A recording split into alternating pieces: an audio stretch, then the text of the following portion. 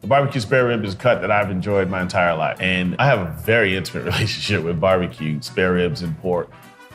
I'm Rodney Scott, owner at Rodney Scott's BBQ in Charleston, South Carolina, and I love spare ribs. Southern backyard style of barbecue is basically when you are cooking with what you have around. You have your wood, you have a grill, and you just invite people over and cook and eat.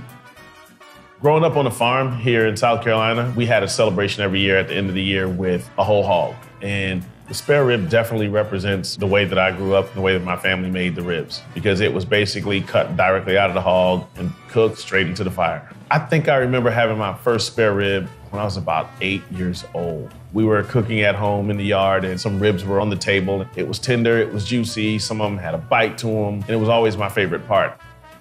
Rodney Scott's BBQ is basically a simple backyard style of barbecue where we cook with wood and hot coals and cooking barbecue and spare ribs. And that's what I grew up doing. Doing it for 35 years. It's just been one of my favorite parts.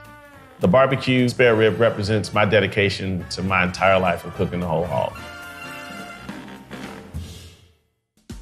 My style of sauce is a vinegar-based sauce. It's basically white vinegar and pepper and lemons that we like to use. It helps with the flavor and the texture of the whole product that we're putting sauce on. First thing we do is we add white vinegar to the pot. We're gonna add whole slices of lemon just to give it a little citrus to the flavor. We wanna bring the vinegar to a simmer so it can take some of the bitterness out so it won't be so strong. Once the vinegar simmers, we'll add the peppers. We'll add the black pepper and we'll add the cayenne. Then we add the secret spices, and that finishes off everything, and we let it cook for a hot second just to make sure everything marries in the pot. Secret spices came in from a family tradition, and when I moved to Charleston, I'd add just a slight twist to it. We remove it from the heat because if not, the peppers and everything will flow to the bottom, and if it's still cooking, it will stick and burn. Once the sauce is cooled down, now we go and start prepping our spare ribs. The spare ribs that we use are pretty much a 10 to 12 bone spare rib. We get all of our spare ribs from local hogs. The first thing that we do is we remove the membrane from the spare rib so that we can let all of our secret rub and spices get into the meat. We grab our special rub and we sprinkle it all over the spare rib. We turn it over and we sprinkle it on both sides. The special rub is basically some paprika, a little bit of cayenne pepper, a little bit of black pepper, some kosher salt, and several other secret ingredients. We don't really rub it too much into the meat because the rub is kind of intense, so we don't want it to be over salted. We take the spare rib and we put it on the pit with the thickest part of the spare rib towards the center of the pit. We take the mop and we mop it with the sauce. We use the mop simply because that's what I grew up doing, that's what I'm accustomed to, and it's a lot easier to use the mop. It covers the whole rib just about in one stroke. Once the ribs have been mopped, then we flip them over. We flip them over because we want to cook the other side to get that equal char, nice smoky flavor. What we're looking for is we want the bone to start protruding, to stick out just a little bit. To finish the rib, we mop the second side and then we flip it back over again to make sure that everything is done and everything's tender and the rib starts to bend when it's done. Once they're at that perfect tenderness, we pull them off because they're ready to serve.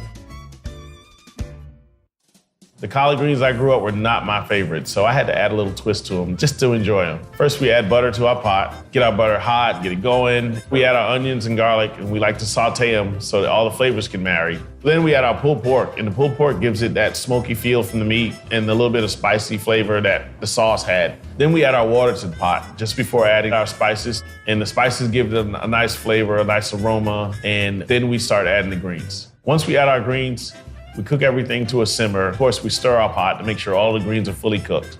We let the greens cook until they're at that perfect tenderness, not too long where they're overcooked, but just perfectly enough to have just a tiny bite to them.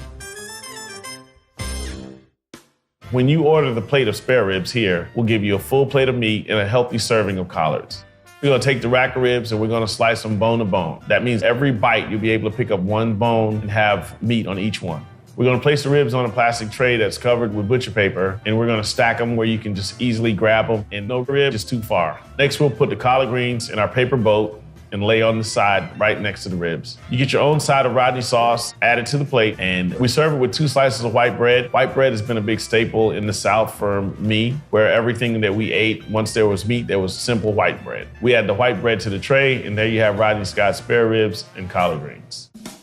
The spare ribs are smoked over the pit, direct hot coals, and the texture has just a slight bark on it, but there's still a tenderness. So when you bite into the rib, you get a slight tug, but not so soft that it falls off the bone. The flavor is unique because it's a low smoke. It's a vinegar sauce that's wrapped around it, along with that oaky and hickory type flavor that's all wrapped in. When you bite into the collard greens, you get a nice little texture that's not overcooked, but not too crunchy. I love sharing spare ribs with the people that come in and enjoy my barbecue. With the spare rib, it goes way back to just enjoying ribs and the different styles and flavors that I've enjoyed my entire life. Being the person behind this barbecue is pretty much representing the person who I am.